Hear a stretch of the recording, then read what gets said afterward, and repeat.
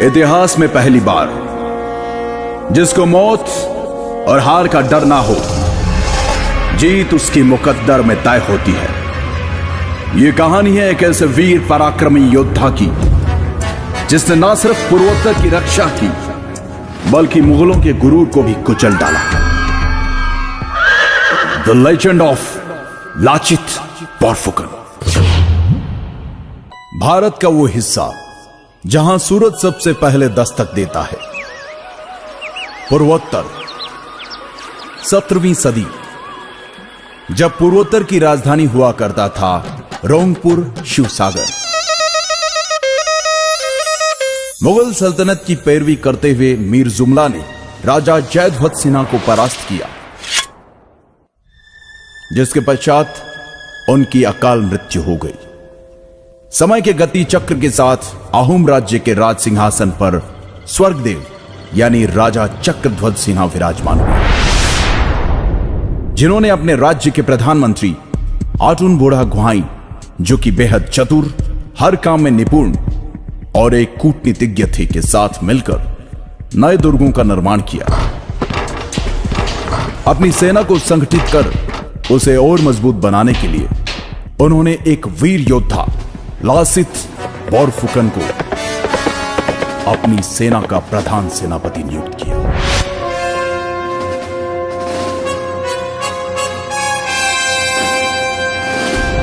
जो कि ऊपरी असम के पहले बोरबरुआ मोमाई तामुली बोरबरुआ के बेटे थे।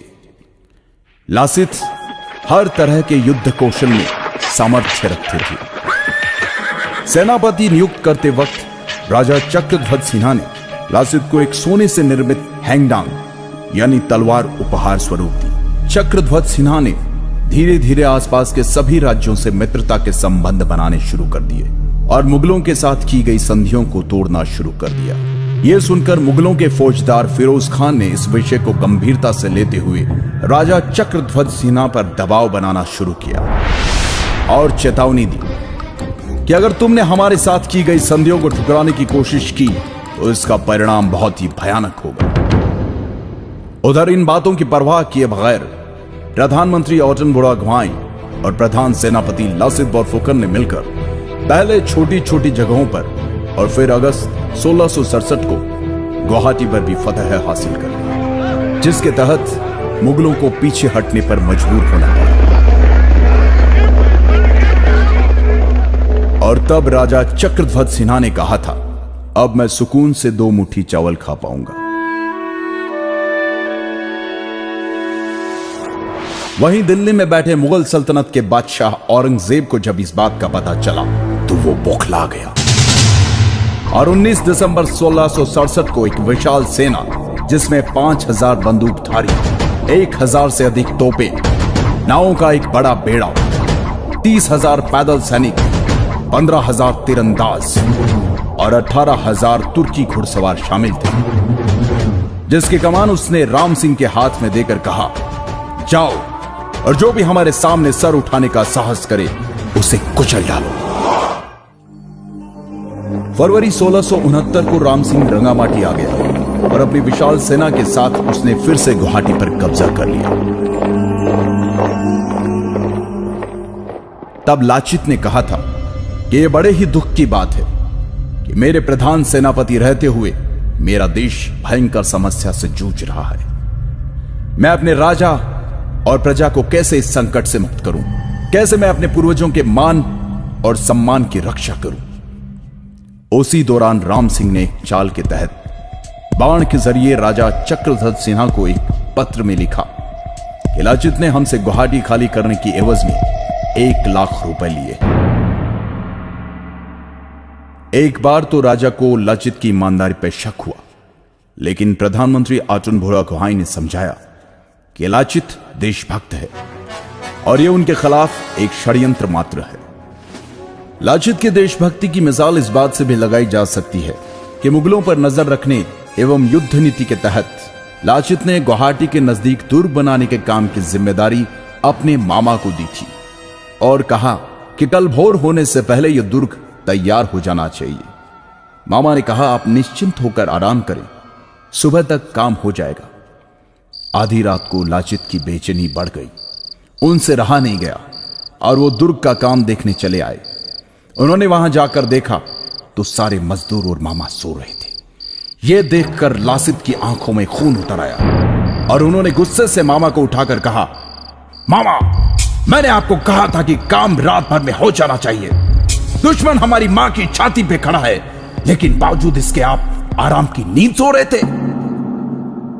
यह देखकर मामा लड़खड़ाते हुए बोला, माफी चाहूंगा, काम करते करते कब नींद लग गई मुझे पता ही नहीं चला। मैं अभी मजदूरों से कहकर काम शुरू करवा देता हूं। परंतु लाचित के सब्र का बांध टूट चुका था। गद्दार, मुल्क से बढ़कर मेरा मामा नहीं हो सकता, कहते हुए मामा की गर्दन धड़ से अलग कर दी और रातों रात उस दुर्ग का निर्माण करवाया, जिसके कारण मजबूर होकर मुगल सेना को जल युद्ध के लिए तैयार होना पड़ा, जिसमें कि मुगल सैनिक बहुत कमजोर थे। इधर बहुत तेज बुखार से जूझ रहे लाचित को आटुन बुढ़ागुहाई ने कहा कि तुम्हारी तबीयत बहुत खराब है, इस हालत में तुम युद्ध पर नहीं जा सकते। फिर भी लासित युद्ध के लिए गए और शुरू हुआ सराय घाट का ऐतिहासिक युद्ध, द बैटल ऑफ सराय घाट। लेकिन क्योंकि लाचित के पास सेना बहुत कम थी, इसलिए लाचित की सेना हारने लगी, युद्ध छोड़कर पीछे हटने लगी। तब लाचित ने अपनी सेना से कहा, हे आसाम के वीर सैनिकों, अगर तुम में से कोई रण छोड़कर जाना चाहता है तो बेशक जाए, लेकिन मेरे राजा ने मुझे दायित्व दिया है, इसलिए जब तक मुझ में प्राण बाकी है मैं लड़ूंगा। अगर मुगल मुझे बंदी बनाकर ले जाना चाहते हैं तो ले जाने दो। तुम जाकर राजा से कह देना कि मैं उनकी आज्ञा का पालन करते हुए आखिरी दम तक लड़ा। यह सुनकर लाचित की अगुवाई वाली सेना में तीव्र ऊर्जा का संचार हुआ और परिणाम मुगलों को मुंह की खानी पड़ी। मुगल सेना पूरी तरह से हार गई।